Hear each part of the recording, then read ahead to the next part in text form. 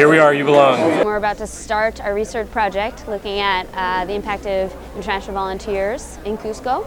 We took a group of 10 people. Many of them were former students of mine in the course I teach at the School of Advanced International Studies at Johns Hopkins. And this expedition was an extension of that course in a way, because it allowed participants to apply their research skills in a real-world setting. Our project is going to be representative of Cusco and maybe a handful of other towns that are decidedly, UNESCO World Heritage Sites. Well, I'm a volunteer. I'm from Germany. My name is Lucas and I'm here for 1 year. It depends on the month, if we have low season, high season.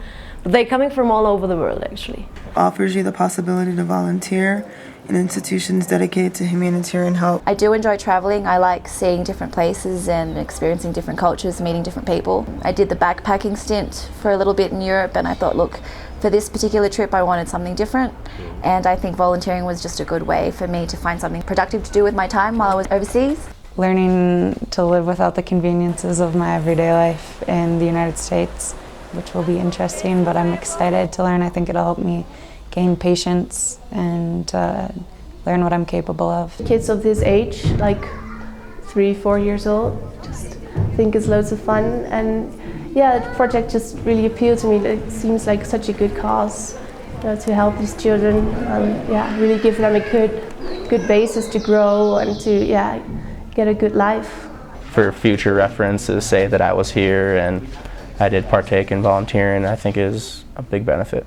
Last year I've been to Mexico and I've seen many street kids. This year I've been to Peru and I've seen same things in Peru, same poor street kids, and this moved me very much. So I wanted to help them, and Peru gave me very much. I learned very much in Peru, and I want to give back to this country some things. Organized a chocolatada. That's where they give them panettone and hot chocolate. And we went to an orphanage and we had presents as well. And it was really great because the kids were so happy and smiling, and they got their presents. I mean, it was just little presents, but they were so happy, running outside and playing, and it was really, really nice to see that. We have here 240 grandpas and grandmas, how we are calling them. It was nice for a day, and they really enjoyed it, but at the end they are still in the orphanage, and they don't have parents, and so we didn't change the situation at all. It's just to make it better for a few days, for a few weeks. I had a great experience here. I really like it because you can really do something. You can really work hard here, but you can also talk with the grandpas and grandmas. And no one of the others has time for that. Of the workers, they have to do work all day, so no one has time for the grandpas. Los abuelos y las abuelas se sienten muy contentos porque los voluntarios actúan con gran voluntad y bondad, posiblemente en sus atenciones a todos nosotros. Entonces todos nosotros siempre nos sentimos contentos y muy agradecidos por todos los voluntarios de todos los países que vienen. Pretty cool that I'm here and can do that. It was kind of like a lot of just helping hands type of work, but in terms of like a long-term impact, like it seemed a little bit like not helpless, but For me, what my actual volunteer program is, because it's 4 weeks of learning Spanish, and I had come here not knowing any Spanish at all, and then another 4 weeks of volunteering. I think 4 weeks is quite a small time frame in terms of making a big of an impact as you want to. So for me, I was more realistic in my approach in terms of the degree of difference that I would make. It's really interesting to work with somebody who's like, a 13-year-old girl who doesn't know how to read or is completely illiterate, and maybe to teach her something that could be useful. I think doing so in 4 days is, I don't think I'm going to have any particularly lasting impression, but I know I'm learning a lot from the experience. They play music, they participate in sport activities, they help the children doing their homework, mathematics, English. For me, little things make a difference. Just being able to be around little kids and for them to appreciate you spending time with them and having your attention focused on them, I think they appreciate that. Is it impactful? Will it keep kids from trouble? Will it keep them from being alcoholic? Will it keep them from, beyond education, is also instilling values. It's very much against violence, very much against alcoholism, very much against machismo. and sexism that's prevalent in Latin America. But will it, is that enough? I don't know. But if nothing else, it's a voice, another voice in these children's lives. But then in other areas, there's a real dearth of help, like especially the small, medium business. I think that's an area where you create jobs and you create a product and something that's very sustainable, and it's not just a matter of a volunteer coming and teaching some child how to say fruits in English. Hard to understand really how much success in their mission of education they had, but when we went and saw the beneficiaries, the women who were involved, I felt like their big impact was their presence and like they're empowering these women to really like inspire them, and it was like a big motivation for them as a community up there. It's one thing to read about microfinancing, it's another thing to talk to a woman, learn about her family, the difference it's making in her life.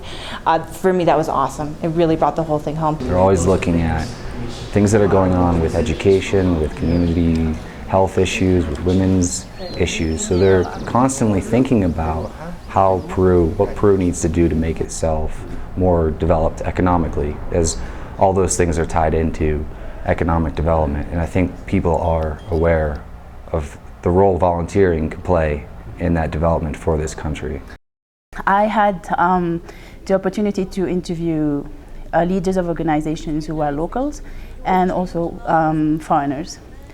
And their perspectives are totally different. The beneficiaries, they are totally different about how successful they are or not, and what is working and not working. The volunteers know what to do the whole week. It's really organized. But, well, it's one woman from England. So normally with the Peruvians it's kind of not that organized. And they didn't really give us very much instruction as to what we were to do, and they didn't really advise us about the particular care needed for the patients. That's really important because they're not well at all, and if you don't know that this person can't walk, you might try to walk them and then they could fall and break something. So that was really important. For me there are three components. One is the duration of the volunteering. One is the skills that the volunteer can bring to the job, and one is the level of Spanish that they have. If more and more of these nonprofits are saying that they're having trouble transitioning to local managers and people who run these things, that and that means that the foreigner presence will have to be either just become a permanent part of these things, and I don't know what the implications of that mean. Volunteer work and tourism, it can be commercialized to a degree, so you have to be able to pick and choose the ones that you feel are making a definite difference. Low cost, flexibility with the program, and organization. I wanted to make sure that this program has everything together, and they'll actually help me do what I want to do. And then also John, who helped organize it, also just told us a lot about the different opportunities in Cusco for like Machu Picchu, different hiking trails, culture stuff, learning salsa. So there's just a lot of opportunities that come along with the volunteering program. I'm sure that there are others out there that may make the most of volunteers that will pay a certain amount, or maybe pay even more than is necessary to get more so the experience of volunteering than opposed to the actual difference that you're making. Well, I don't want to be mean, but sometimes they're here and they go out at night and partying, and I'm not going to the project tomorrow. Next evening, I want to travel a bit before. That's not what I think why they're here. I mean, sure, they can travel, they can go out. I mean, I did that as well when I was in Arequipa. But I mean, you're here to work with the kids and you want to spend time with them, or in a travel agency or in a museum. You're there to work with them and you really want to be into it. It's a business venture in a sense as well. Not to say that it's a bad thing, but I mean, it makes it easier as a volunteer because they will organize everything for you, and because everything else is organized and you don't need to stress out about that, then you can contribute a lot more because you don't need to have that in the back of your mind. In terms of the growth stage of where we're at as an industry, it's a bunch of organizations that are jockeying for space and trying different models and kind of seeing what fits. So on the one hand, you get these overly profit-driven organizations that are basically using volunteering as a means to bring tourists in. On the other hand, you have these incredibly altruistic organizations that really do want to help, but have no idea how to be sustainable through time. And I think right now we're in a period though where you're seeing a lot of different models, a lot of different people try different things.